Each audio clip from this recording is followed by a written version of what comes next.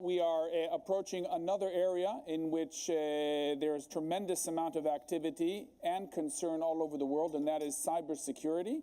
Cybersecurity is something that Israel is known in general and the Hebrew University in particular, and therefore it is my privilege to introduce Margaret Burgraff, an Intel Vice President and someone who travels all over the world in searching for new technologies that can enable Intel to combat the next challenges. Margaret, please. Thank you. Hi there. I'll introduce you in a second. And where's my other friend? Right here. We have two panelists. You're right there. Awesome. So we're here to talk about the fascinating and interesting topic of cybersecurity. I'm sure that not one of you have missed what happened last week when over 100 countries got impacted by WannaCry.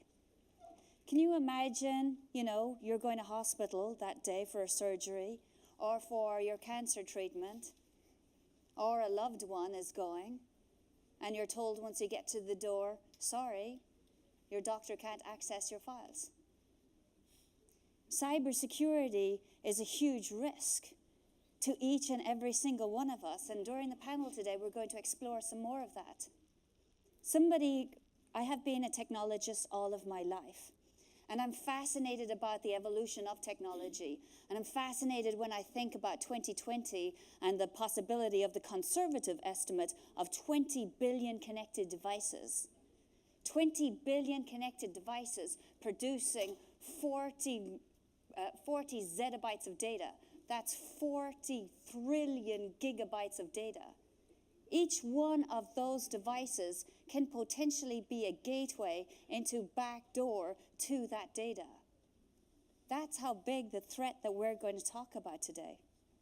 Now, I would like to invite my two esteemed panelists to come and join me in this conversation. First of all, Mr. David Blumberg. David has been managing director. I think I'm supposed to sit on this one. It was very prescribed. David has been managing director of Bloomberg Capital for a long time. He doesn't want his age to be mentioned, so he doesn't want me to say exactly how long, but you can Google it. And then, of course, Mr. Daniel Goldin. Yep. And what's wonderful about Daniel is I'm really fascinated in his NASA background, but I'm not going to get the time to talk about that right now. And his company KnuEdge, which is biometric voice and also neural computing, right? A little more than that. But a little more than that? It'll be okay. So I'm going to give you first a quick little pitch about what's your interest in cybersecurity. I want to start with a story about my grandfather. And I remember, and it was triggered by Jack Hittery's comment about Ronald Reagan. I remember we used to go up the Hudson River Day Line. I'm old enough to have done that. And as we got off the ship, there was a huge crowd. I was initially worried, my grandfather's taking me there. How am I going to find him in this crowd? And what I found, from the back, I could always recognize his gait. And then it occurred to me how wonderful the brain is for pattern recognition. I could recognize his gait without ever seeing his face or hearing his voice, and then I could find him. He'd always be surprised. Where were you? How'd you find me? So then I thought about what Jack Hittery said about Ronald Reagan. Mm-hmm. We're in an age where using artificial intelligence, and I'm going to want to define artificial intelligence, we could do these things. We could sense from 20 billion sensors. We could cross-correlate them. We could pick out how all of them are connected, and we could look for truth. And then we could take action. Now, I also listened to the Nobel Prize winner. I'm not having his name right now. And he said, let's take a look at underwriters. And the underwriters have a variation of up to 50%. How would I define artificial intelligence? Taking that 50% error and driving it to zero, and then being able to take action. So what is the whole issue? I think the issue is more than cybersecurity. If we're to take advantage of increasing the productivity of humans and improving the quality of life, which is what this last session was about, I would say that there needs to be a partnership between humans and machines living within Asimov's laws. You can look it up on the web, no time for this now. But basically, this partnership could only be founded on trust.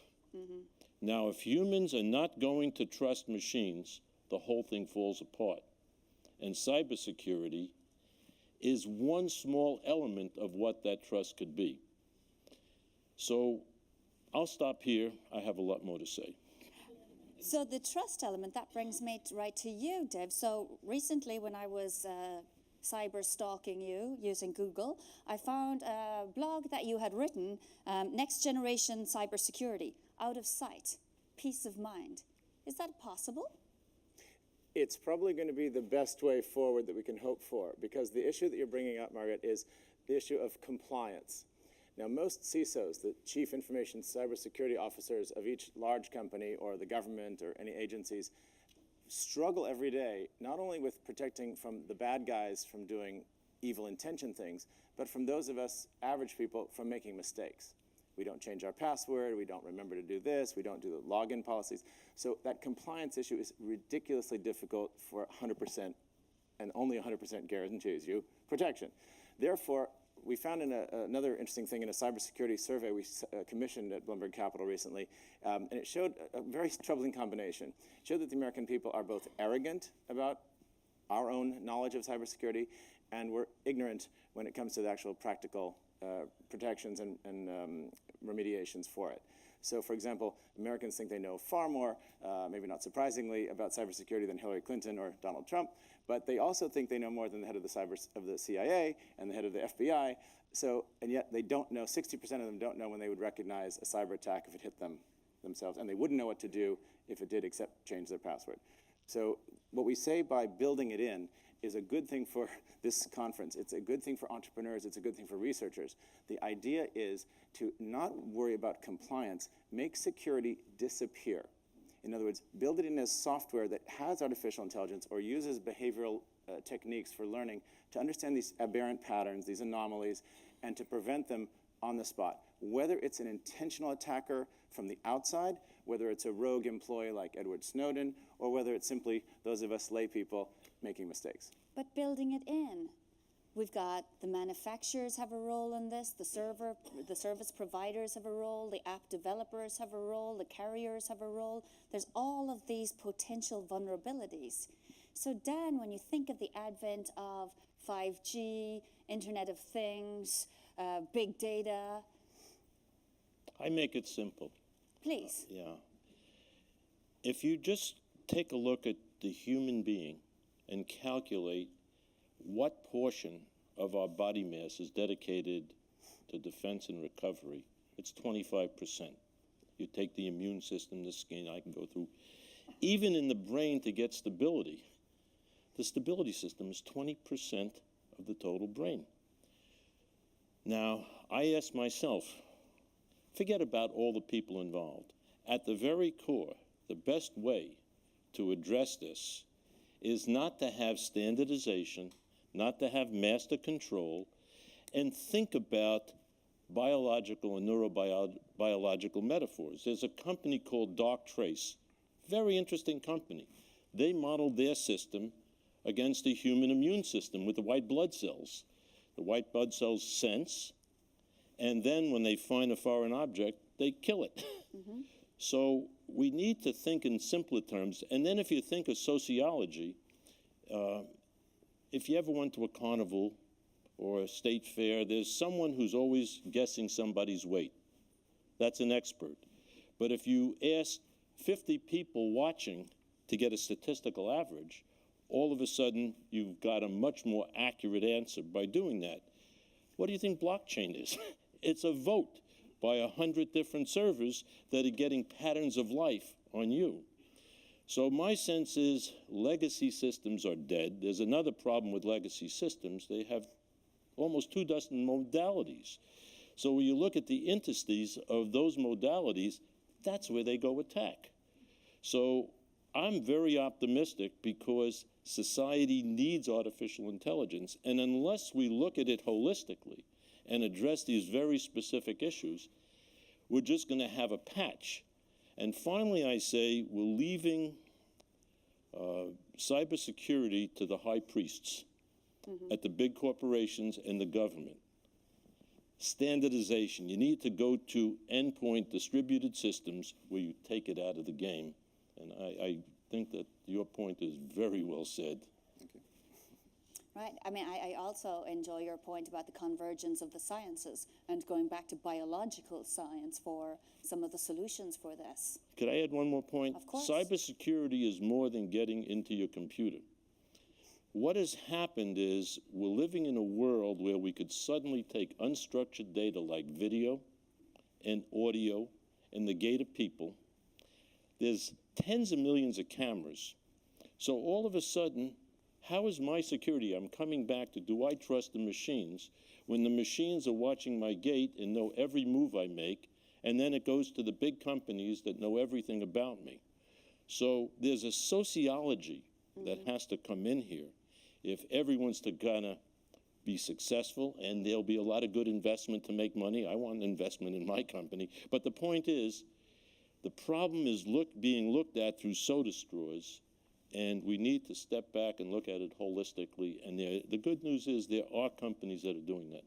So speaking of investing, I would be doing some of my new girlfriends a disservice if I didn't ask. Dave, what are you looking at as you're investing? So you invest in early opportunities. That's right. Bloomberg Capital is based in San Francisco. We have team members here in New York and in Tel Aviv, and Hebrew University, of course, a lot of graduates. We work with them. I think the issue about where to find the opportunities arises because cybersecurity is a little bit unusual in its ecosystem development. We don't have just, let's get it better, faster, cheaper, which is the way most products are developed. We have active enemies trying to break into every new brilliant system that Intel creates or Microsoft puts out or mobile phones, etc. So it's kind of the cat and mouse game, and you might say it's the gift that keeps giving to venture capitalists and entrepreneurs, because every time there's a new platform, exploits are found and the bad guys come and attack, because it used to be it was vandalism and bragging rights for young, mostly guys. Then it started to become big money, and now it's national security and life or death. All of this is coming to a theater near you soon. Cybersecurity is the new way forward in warfare. If you think about it, a strike to our electrical grid, a strike to anything of that nature, our communication system, would absolutely paralyze and put many people at risk of death and probably cause many, many, many deaths. So it's the kind of thing that is, the tanks were in the 19th century. Cybersecurity is absolutely the weapon of choice going forward. So we have to get it right for our own survival. Now, just a couple weird examples. I'll take one because you talked about biology. A company from Israel called BioCatch looked at the way human patterns are, the way I hold my phone. I'm left-handed. I type with a certain cadence. I use a certain pressure. I swipe to the left, etc. That can all be a unique portrait of you. And if you hand it to your husband, we will know. It's a different person using this device. So think about security login as a photo. We know it's you when you log in. But actually, a better way of doing security is the video. Is it still you all the way through your transaction with the bank? Right? Am I making sense? So the idea here is we need to watch people the whole time they're in the transaction, because there's a type of very mischievous attack called man in the middle. Somehow it's men that always cause the problems, but it's man in the middle. And the ladies in the audience know that already. And that man in the middle steals your legitimate credentials after you've logged in, say, to the bank. They then empty your bank account. They put up a sign to you saying, technical difficulties, please hold on. And you think everything's fine, and the bad stuff is happening right under your nose. So something like this BioCatch technology watches, wait a minute, it was Margaret when she logged in, but then a bot took over and started to empty her account. That's the kind of thing we're looking for, these anomalous patterns. The best firewalls in the world, the most anti-virus software would never have stopped Edward Snowden. He was an insider. He had legitimate credentials. So you have to find, again, wait a minute, why is this person downloading so much sensitive material to one server? That's where you need to find them. So you have to think, my cybersecurity guys from Israel tell me, you have to think like a bad guy. Think like a criminal. And then you try and create the antidote to it. So Dan, you mentioned the big giants like the Googles, the Microsofts, the Amazons, and the Intels of the world. What are their role or their responsibility when it comes to cybersecurity? Well, I am of the belief you need to have multiple lines of defense. The Maginot Line was a disaster in World War I. So you have to think through a tiered system, and you want to go right to the edge of computing to put the first line of defense. Now, there is a role for the big companies, but there needs to be some separation. The second point I make is that we can't just rely on artificial intelligence to do the pattern recognition to get the patterns of life, because that could be used as an anti-tool. I now have your patterns of life. I could go to the web, I could steal your patterns of life, and all of a sudden I've created a new problem. So we're going to live in a world that's going to be measured. I spent a good portion of my career fighting the Cold War. The Russians would have a measure, we'd have a countermeasure. Then they'd get a countermeasure. Then a counter. I'm not making this up. And you could go up to 3 or 4 or 5 counters. So unless as a society we're prepared to think this through as a living system, we will have patch fixes to it. And the best way to get that going is from the bottoms up instead of the tops down, and then bring them together. Can I give an example of that? Of course. The attack and then the counter. The attack some of you experienced, some of your homes were used in this attack. It was called the Mirai attack. It happened with a Chinese components manufacturer that got components into many, many home devices like DVR machines and others. And this was used as in a distributed denial of service attack, where your little harmless DVR started attacking big websites like, I don't know, the Wall Street Journal or the Defense Department. And it caused a lot of chaos, and a lot of sites went down. I think even AWS, Amazon, and some others went down, maybe Twitter. This was caused by distributing thousands of zombie bots across thousands of households and launching these very simple attacks, but in a coordinated, massive distributed attack. Another Israeli company called SAM is about to roll out with Bezek in all over Israel software download right over the air onto home routers. It will work with any router. It immediately diagnoses and characterizes each device that you have that's connected to the net, and then says, that should act like a DVR. If it starts acting like something else, just shut it down. Right. Dan, I just can't help but to mention those shoes.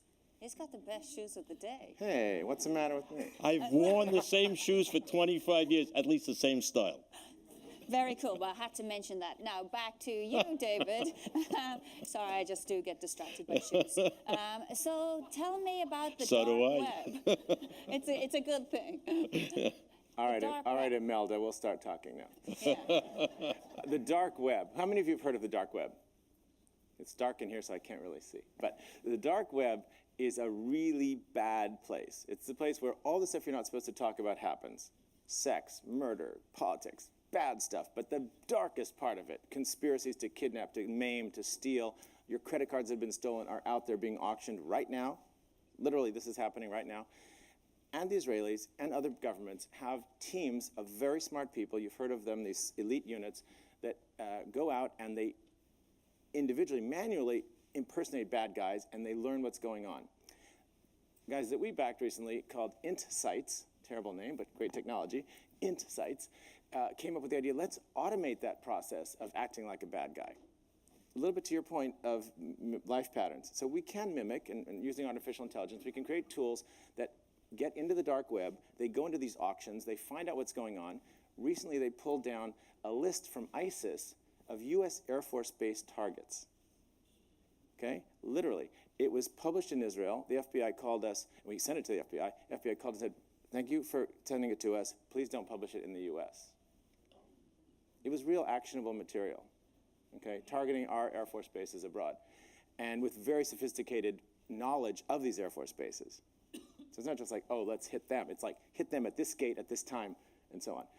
This is the kind of stuff that's on the dark web. It also goes into the commercial. Hundreds of thousands, hundreds of millions of credit cards are out there now being auctioned for 50 cents or $1 and your money can be compromised, et cetera. Very scary place. Luckily, there is some technology out there to solve. But I want to take away a little bit of your optimism. I'm an investor. I have to be by nature optimistic. But in the cybersecurity area, I must say the future is very uncertain. We will probably get through it. But along the way, I have to predict, and I hate to do this, there will be a lot of death, a lot of mayhem caused by cybersecurity. We just don't have enough systems. Whoa, sex, politics, yeah, death. Damage, death, I mean, good Lord. ransom, and we've kidnapping. only got 10 seconds left. So I'm going to give the 10 seconds to the optimist. So if you have any advice to the people here today, what is your advice on cybersecurity and their own personal security?